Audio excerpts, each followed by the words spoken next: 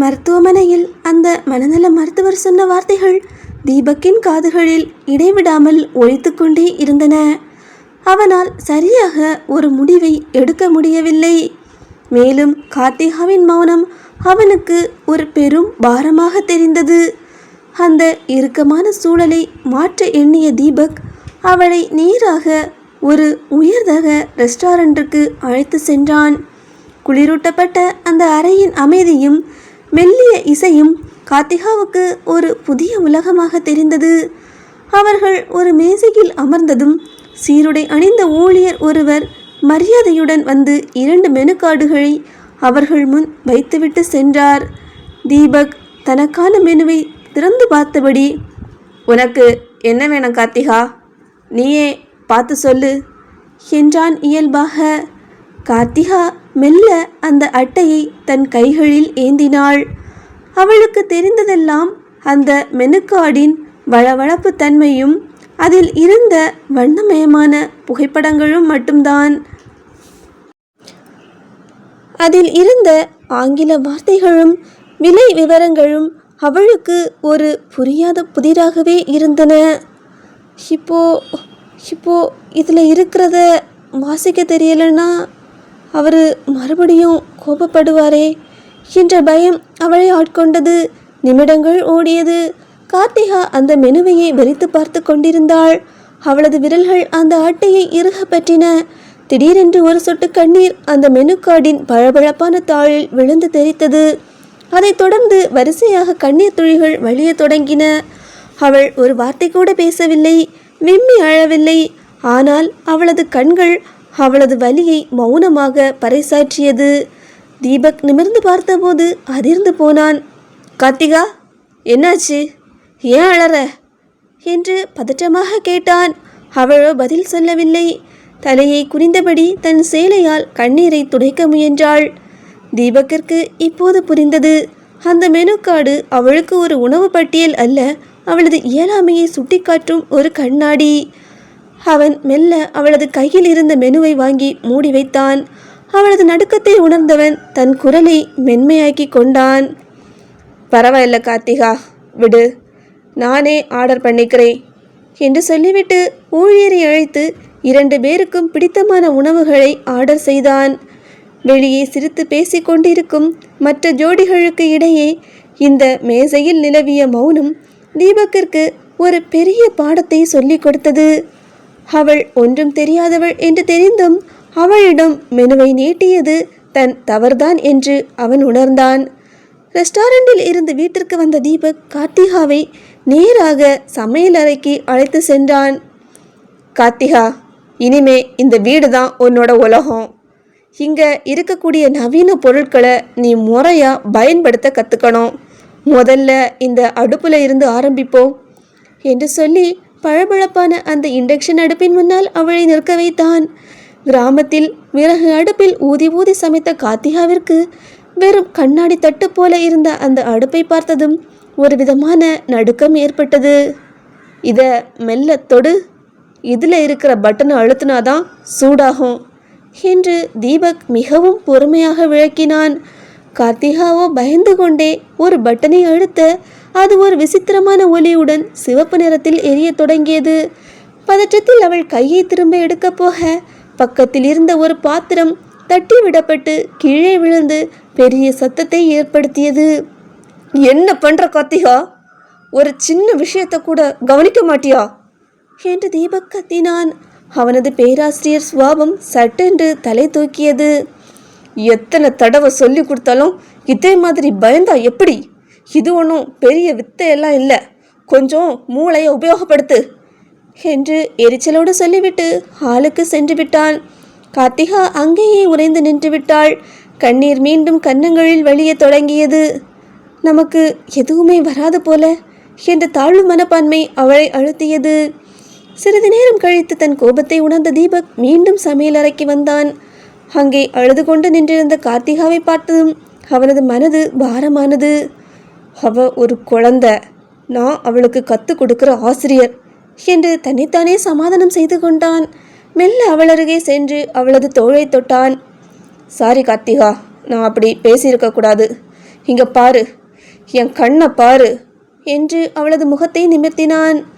பயப்படாத, தப்பு பண்ணுறது சகஜம்தான், நம்ம மறுபடியும் செய்வோம். இப்போ இந்த அடுப்பை எப்படி ஆன் பண்ணுறதுன்னு நான் உனக்கு சொல்லித்தரேன் என்று மிக மென்மையாக சொன்னான். அவளது நடுக்கம் குறையும் வரை காத்திருந்து அவளது கையை பிடித்து அந்த பட்டன்களை அழுத்த வைத்தான். ஒரு மெழுகுவர்த்தி போல அவன் உருகத் தொடங்கிவிட்டான் என்பதை அவளது அந்த தீண்டலில் அவன் உணர்ந்தான். அன்று மாலை முழுவதும் அந்த சமையலறை ஒரு வகுப்பறையாக மாறியது. தீபக் தன் பொறுமையை ஒரு தவமாகவே கடைபிடிக்க தொடங்கினான். சமையலறையில் நடந்த குழப்பங்களுக்கு பிறகு தீபக் ஒரு கவரிலிருந்து அந்த நவீன உடையை எடுத்தான். அது பின்னால் கழுத்து மற்றும் இடுப்பு பகுதிகளிலும் கைப்பகுதியிலும் கயிறு கட்டிய ஒரு அழகான டாப்ஸும் அதற்கு மேட்சான ஃபேண்டும் ஆகும். அதை அப்படியே கார்த்திகாவிடம் நீட்டினான். இதை போட்டுட்டு வா என்று மட்டுமே சொன்னான். ஆனால் கார்த்திகாவோ அந்த உடையை ஒருவித தயக்கத்துடன் பார்த்துவிட்டு அப்படியே நின்றாள். இது இது எனக்கு வேண்டாங்க, எனக்கு சேலையே போதும் என்று அவள் மெல்ல முணுமுணுத்தாள். தீபக்கோ அவளுக்கு பதில் எதுவும் சொல்லவில்லை. எதையும் விவாதிக்கவும் அவன் தயாராக இல்லை. அந்த உடையை அப்படியே மெத்தை மீது வைத்துவிட்டு அவளை ஒருமுறை ஆழமாக பார்த்துவிட்டு ஜன்னல் பக்கம் திரும்பி அமைதியாக நின்று கொண்டான். அவனது அந்த மௌனம் சத்தத்தை விட கொடூரமாக இருந்தது. அவன் கோபமாக கத்தினால் கூட அவளுக்கு இவ்வளவு பயம் வந்திருக்காது. ஆனால் அவனோ ஒரு வார்த்தை கூட பேசாமல் சிலையாக நிற்பது அவளை நடுங்க செய்தது. ஐயையோ, மறுபடியும் கோபமாயிட்டாரே என்ற பயத்தில் கார்த்திகா வேறு வழியின்றி அந்த உடையை எடுத்துக்கொண்டு பாத்ரூமிற்குள் ஓடினாள். சிறிது நேரம் கழித்து அவள் வெளியே வந்தபோது அவளது கோலம் தீபக்கை திடுக்கிட வைத்தது. அந்த பின்னால் கட்ட வேண்டிய கயிறுகளை அவளால் எட்டக்கூட முடியவில்லை. அவை அவிழ்ந்து தொங்கிக் கொண்டிருக்க டாப்ஸ் சரியாக அமையாமல் அவளது தோள்கள் பாதியளவு வெளிப்பட்டு நின்றது. கைகளால் மறைத்து கொண்டு தலை குனிந்தபடி நின்றிருந்தாள்.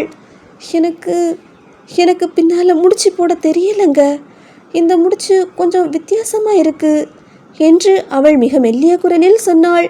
தீபக் அவள் அருகே வந்தான். அவனது மௌனம் இப்போது கலைந்தது.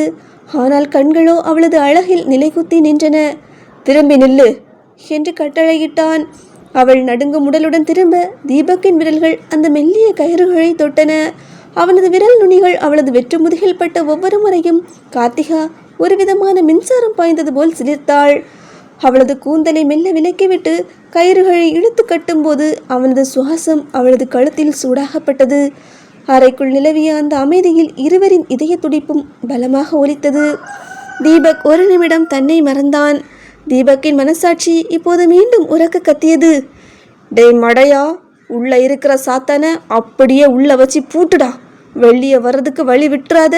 இவ அப்பாவியான பொண்ணு, அவளை செதுக்க வேண்டிய ஆசிரியர் நீ என்று தன்னைத்தானே கடிந்து கொண்டான். கடைசி முடிச்சை போட்டுவிட்டு அவள் தோள்களை பற்றி திருப்பினான். மாடன் உடையில் அவளது அந்த கிராமத்து முகம் ஒரு புதிய வசீகரத்துடன் மின்னியது. தீபக்கிற்கு அவளை அப்படியே அணைத்து கொள்ள தோன்றியது. ஆனால் ஒரு மெல்லிய புன்னகையுடன், ரொம்ப அழகா இருக்க, இனிமே கொஞ்சம் இந்த மாதிரி ட்ரெஸ்ஸும் போட்டு பழகு என்று சொல்லிவிட்டு அங்கிருந்து நகர்ந்தான். அன்று இரவு தீபக் தன் பயிற்சி படலத்தின் அடுத்த கட்டமாக கார்த்திகாவை சமைக்க சொன்னான். இன்னைக்கு ஃபுல்லாக உனக்கு கற்று தந்திருக்கேன், இப்போ இந்த அடுப்பில் உன்னோட கை வரிசையை காட்டு என்று சொல்லிவிட்டு பின்னால் இருந்து ஒரு கழுகு பார்வையை மட்டும் அவள் மீது வீசினான். கார்த்திகா பயந்து கொண்டே அந்த பளபளப்பான இண்டக்ஷன் அடுப்பின் முன் நின்றாள்.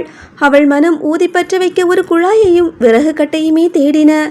அந்த தட்டையான கண்ணாடி அடுப்பை அவள் எப்படி தொட்டும் அது எரியவில்லை. அவள் ஒரு பட்டனை அழுத்த போக அது பீப் பீப் என்று அபாய சத்தத்தை எழுப்பியது. அவளோ பயந்து அழ ஆரம்பித்து விட்டாள்.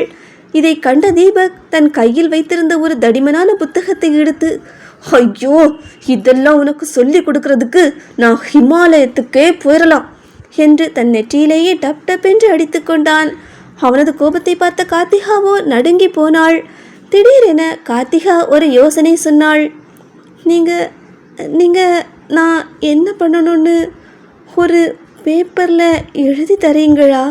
அதை பார்த்து நான் அப்படியே செஞ்சிடுறேன் என்று அவள் அப்பாவியாக கேட்க தீபக்கு வியப்புடன் அவளை பார்த்தான். சரி, என் வாழ்க்கையில் இதுவும் ஒரு பரிசு தான் என்று நினைத்தவன் ஒரு தாளில் அந்த இண்டக்ஷன் அடுப்பின் வரைபடத்தை வரைந்து எந்த பொத்தானை முதலில் அழுத்த வேண்டும், சூட்டை எப்படி குறைக்க வேண்டும் என்று வரிசையாக படம் போட்டு விளக்கினான். என்ன ஆச்சரியம்! அந்த வரைபடத்தை பார்த்ததும் கார்த்திகாவுக்கு புது தெம்பு வந்தது. வரைபடத்தை ஒரு கையில் பிடித்துக்கொண்டு மறு கையால் அடுப்பை இயக்கினாள். இப்போது அந்த சமையலறை ஒரு மாயாஜால கூடமாக மாறியது. அடுத்த அரை மணி நேரத்தில் தட்டிலிருந்து ஆவி பறக்க இட்லி, சட்டினி, மெல்லிய தோசை மற்றும் மணமணக்கும் மெதுவடை என மேசையே நிறைந்தது. அவளது கைப்பக்குவத்தில் உருவான அந்த உணவின் மனம் தீபக்கின் மூக்கை துளைத்தது. ஒரு வாயெடுத்து வைத்தவன் அப்படியே சொக்கி போனான். என்னம்மா, அடுப்பத்தான் ஆன் பண்ண தெரியல, ஆனா ருசியில இப்படி மிரட்டுற என்று வியந்தான். அந்த நேரத்தில் இரவின் நிசப்தத்தை கிழித்து கொண்டு கதவு தட்டப்படும் சத்தம் கேட்டது. இந்த நேரத்தில் யாராக இருக்கும் என்ற குழப்பத்துடன் தீபக் கதவை திறக்க அங்கேயே தீபிகா நின்றிருந்தாள். ஹாய் தீபக் என்று உற்சாகமாக கூறியவள் தீபக்கின் அனுமதிக்கும் காத்திராமல் உள்ளே நுழைந்து அவனது தோளில் மிக நெருக்கமாக கையிட்டாள். சமையலறையில் இருந்து வந்த கார்த்திகா ஒரு அந்நிய பெண் தன் கணவன் மீது காட்டும் அந்த உரிமையை கண்டு சிலையாக உறைந்து போனாள்.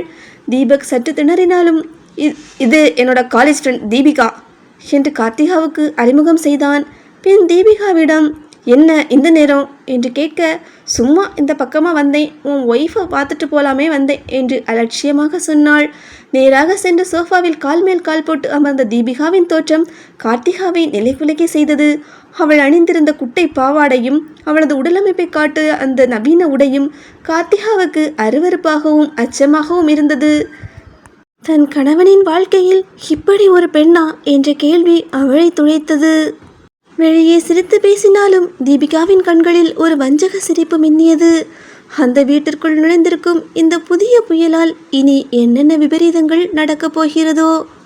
ஸ்டோரி பிடிச்சிருந்தா லைக் பண்ணுங்க, கமெண்ட் பண்ணுங்க. ஸ்டோரியோட அடுத்தடுத்த பார்ட்ஸை தெரிஞ்சிக்க மறக்காம இப்பவே நம்ம சேனலை சப்ஸ்கிரைப் பண்ணுங்க.